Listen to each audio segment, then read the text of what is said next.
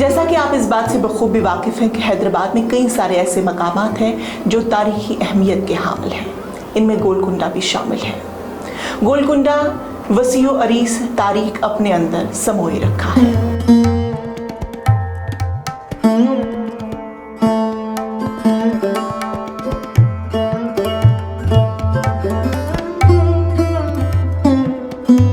आज इस मौजू पर हमारे साथ बातचीत करने के लिए हैदराबाद के मशहूर व मारूफ मौरिख मुसन्निफ मेरा मुराद है अलामा एजाज फ़ारूक साहब।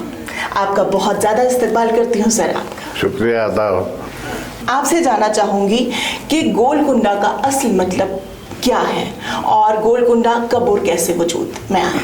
असल में गोलकुंडा एक पहाड़ था। ये चूँकि तेलुगु आबादी यहाँ रही है, वहाँ चरवाहे अपनी बकरियाँ चराया करते थे। तो तेलुगु में जो लोग बकरी चराते हैं चरवाहों को कहा जाता है गोल्ला, और कुंडा तेलुगु में कहते हैं पहाड़ को जी। तो आप उसका उर्दू में तर्जुमा कर लीजिए चरवाहों का पहाड़। तो चरवाहे वहाँ अपनी बकरियाँ चराने के लिए ले जाया करते थे, तो उसका नाम गोलाकुंडा पड़ गया। उस पर एक बहुत छोटा सा किला बना हुआ था। ये किला काकतियाओं के दौर का था, बहुत छोटा किला था। तो जब बहमनियों के सूबेदार सुल्तान कुतुब शाह यहाँ आए गोलकुंडा, उस वक्त ये पूरा इलाका गोलकुंडा ही कहलाता था। यानी आप जिस शहर हैदराबाद का तज़किरा करती हैं वो शहर अभी आबाद नहीं हुआ था, तो उस वक्त गोलकुंडा ही था और ये रियासत भी गोलकुंडा ही कहलाती थी। ये गोलकुंडा का नाम मशहूर हो गया। आपसे ये भी जानना चाहूँगी कि गोलकुंडा पर किन किन सुल्तानों ने वहाँ पर हुकूमत की? देखिए, गोलकुंडा की तारीख वैसे तो बहुत कदीम है। पहले ये काकतिया राजाओं के तहवील में रहा जी। फिर उसके बाद इस पर बहमनियों की हुकूमत हुई। बहमनियों के आखिरी दौर में सुल्तान कुतुब शाह ये दरअसल यहाँ के नहीं थे, ये तुर्कमानिस्तान से आए थे, ईरान से, और इन्होंने बहमनियों की हुकूमत में बड़ी खिदमत अंजाम दी हैं। वहाँ से पैसादार रहे हैं, तो वहाँ आए थे। बहमनी बादशाहों ने इनकी सलाहियतों को देखकर इनको यहाँ गोलकुंडे पे मामूर किया कि वो यहाँ जाएं और इंतज़ाम संभालें। उस ज़माने में गोलकुंडा एक सूबा था, गोलकुंडा प्रोविंस को उनको भेज दिया। वो यहाँ आए। जब बहमनियों के आखिरी बादशाह का इंतकाल हुआ तो उन्होंने इस सूबे में अपनी खुद मुख्तारी का ऐलान कर दिया और वो खुद बादशाह हो गए। मेरा मतलब ये है, ये सन है 1518। गोलकुंडे की रियासत कुतुब शाही सल्तनत का आगाज 1518 है। अगर आप इस तारीख से शुमार करें तो अभी जो 2018 यानी 7 साल पहले की बात कर रहा हूँ मैं, को गोलकुंडा के 500 साल हो जाते मुकम्मल हो गए।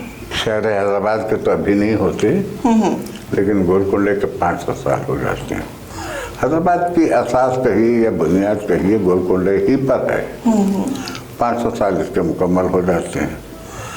क्योंकि किला बहुत छोटा था और कभी भी इस किले पर हमलों को नज़रअंदाज नहीं किया जाता था, तो इसलिए सुल्तान कुतुब शाह ने ये किया कि उस किले को पुख्ता बनाया। पुख्ता से मेरी मुराद ये है उस किले के अतराफ में फसीलें खींची, और एक नहीं 2 फसील कहते हैं रामपाट को, और उसके अतराफ खंदक भी खुदवा दी कि कोई इतनी आसानी से फसील पार करके किले के हुदूद में ना आ सके। गहरी खंदकें खुदवा दी गई थी। जब मुग़ल शहजादा औरंगज़ेब ने अबुल हसन तानाशाह के दौर में, यानी 6 हुक्मरानों के बाद की बात कर रहा हूँ, कोई 200 साल बाद की बात कर रहा हूँ, हमला किया तो उसके लिए इन फसीलों को तोड़ना कोई मुमकिन आसान नहीं हुआ, बिल्कुल मुमकिन नहीं हुआ। ये फसीलें पत्थरों की तरह मजबूत नहीं हुआ करती थी, ये फसीलें इरादों की तरह मजबूत हुआ करती थी।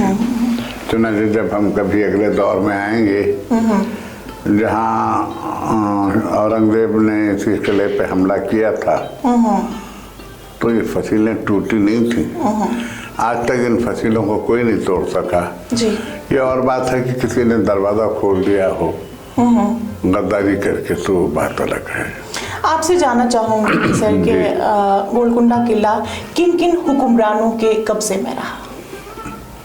सुल्तान कुतुब शाह 1543 तक 1518 से 1543 तक। उसको के बेटे जमशीद कुतुब शाह ने, जब सुल्तान कुतुब शाह 99 बरस की उम्र में था, तो उसने मीर महमूद हमदानी कलादार की साजिश से बाप को कत्ल करवा दिया। मेरा ख्याल है कि ये भी तारीख में लिखे जाने वाली बात है कि हुकूमत के खातिर एक बेटे ने बाप को कत्ल करवा दिया। बिल्कुल। लेकिन आवाम को उसकी ये हरकत पसंद नहीं आई, वो ज़्यादा दिन हुकूमत नहीं कर सका। 7 साल में वो अपने अंजाम को खुद पहुंच गया। 1550 तक हम पहुंच गए। तो फिर सुल्तान कुतुब शाह का एक और बेटा था, इब्राहिम कुतुब शाह।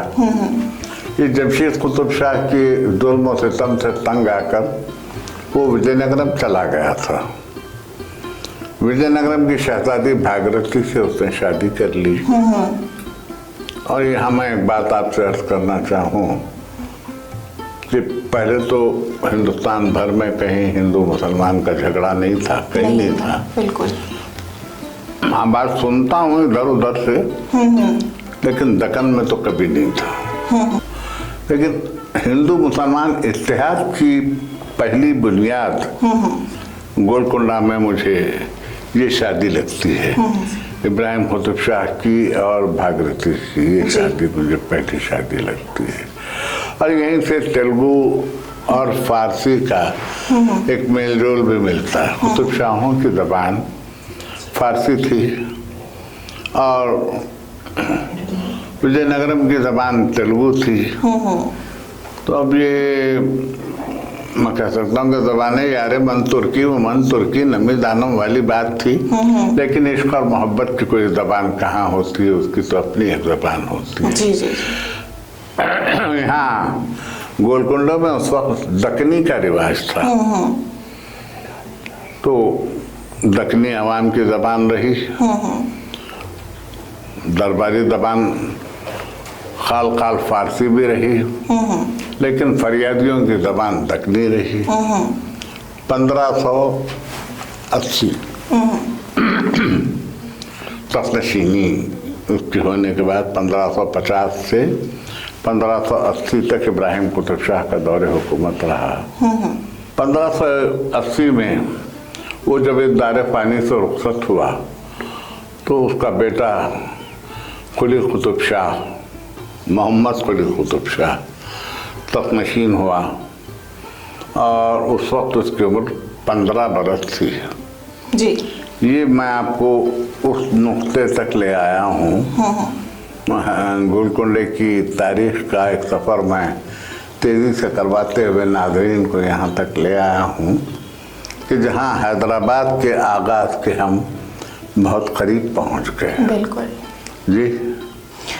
ये हैदराबाद की तामीर का मंसूबा दरअसल इब्राहिम कुतुब शाह ही का था, क्योंकि उस वक्त गोलकुंडे की आबादी बहुत ज़्यादा बढ़ गई थी और शहर में ताउन प्लेग फैल चुका था, तो लोगों की सेहत ख़राब हो रही थी। सैनिटेशन का इंतज़ाम भी बराबर नहीं था वहाँ। तो इब्राहिम कुतुब शाह की एक ख्वाहिश हुई कि एक किले के बाहर एक और शहर आबाद किया जाए। लेकिन मसला ये था कि अगर किले के बाहर शहर आबाद किया जाए तो अगर कोई गरीब हमला कर दे किले के ऊपर तो सबसे पहले रियाया पिसती, रियाया पे हमला होता और बादशाह को रियाया की वजह से सिपर डालनी पड़ती है। तो उसने पसंद नहीं किया और कहा कि कहीं और ढूंढो। यहाँ हैदराबाद से 26 किलोमीटर दूर एक मकाम है इब्राहिमपट्टनम, पहले वो जगह ढूंढी गई, लेकिन वो बहुत ज़्यादा दूर होने की वजह से पसंद नहीं की गई। इतने में इब्राहिम कुतुब शाह का तो इंतकाल हो गया। अब ये मंजिल कुली कुतुब शाह को आ गई कि भाई उसको कुछ करना था। यहाँ से तारीख का एक बहुत खूबसूरत मोड़ हमको मिलता है। अब ये आप चाहें तो नाजरीन को अब वाकिफ कराएं, चाहें तो फिर किसी और वक्त वाकिफ करवाएं। हम वापस गोलकुंडा किले पर ही आ जाते हैं, क्योंकि कई सारे अभी भी ऐसे कुछ बातें हैं जो हम आप तक पहुंचाने की जरूर कोशिश करेंगे जी। अगर मैं बात करूं कुतुब शाही की या मुगल दौर की बात करूं मैं, या आसिफ जाह के दौर के बारे में बात करूं, तो इनके दौरे हुकूमत के दौरान गोलकुंडा किले की जो अहमियत क्या रही है? रियासत गोलकुंडा की अहमियत तो ये थी कि गोलकुंडा की रियासत तौसी पा चुकी थी। आज के हिंदुस्तान के नक्शे के मुताबिक कह रहा हूँ मैं। इधर जनूब में मद्रास तक थी उसत, और उस तरफ जुनूब मशरक में अगर आप देखें तो विजयनगरम तक जी, मछली बंदर तक, और इधर मराठवाड़ा, ये पूरा गोलकुंडा की रियासत में शामिल था। तो इतनी सल्तनत की वसी हो चुकी थी। गोलकुंडे की अहमियत तो ये थी कि तो मालगुजारी के एतबार से सबसे रईस रियासत थी। और मैं अगर एक जुमला कहूँ तो मुमकिन है नाज़रीन भी चौंके, आप भी। गोलकुंडे की तो मिट्टी से हीरे निकलते थे जी, बिल्कुल। ये तो शहर ही हीरों का शहर है। बिल्कुल, बिल्कुल। यहाँ एक और रियासत थी, इत्तेफाक से उसको भी गोलकुंडा ही उसका नाम था। आंध्रा में, अब आज के आंध्र प्रदेश में वाक़ है वो। वहाँ कानकुनी के दौरान जो हीरे बरामद हुए, उन्हीं हीरों में से जो सबसे बड़ा हीरा बरामद हुआ था वो कोहिनूर है जी। ये कोहिनूर का शहर है, ये नूरुल-ऐन का शहर है, ये दरियाए नूर का शहर है, और हीरों का शहर। यहाँ हीरों का शहर है, बिल्कुल कहा नहीं जाता, ये हीरों का शहर है। यहाँ से अब जहाँ आप और हम बैठ कर ये इंटरव्यू कर रहे हैं, यहाँ तो मैं समझता हूँ 6-7 किलोमीटर के फासले पर एक बस्ती है कारवान। वहाँ हीरों की मंडी थी। जैसे यहाँ से आधा किलोमीटर के फासले पे सब्जियां बिकती हैं, 6-7 किलोमीटर के फासले पर उस जमाने में हीरे बिकते थे। और मुख्तलिफ मुल्कों से लोग आके यहाँ हीरे खरीदते थे। गोलकुंडे का सबसे मशहूर हीरा कोहिनूर, जो आज मलिका बर्तानिया के ताज में जगमगा रहा है, यहीं की मिट्टी से तो निकला है। नाज़रीन, आज के इस एपिसोड में हम यहीं तक, हमारा सफर आप तक रहेगा, लेकिन आगे भी हम हैदराबाद की बुनियाद को लेकर आप तक जरूर वो तमाम पैगाम पहुंचाने की कोशिश करेंगे। आदाब।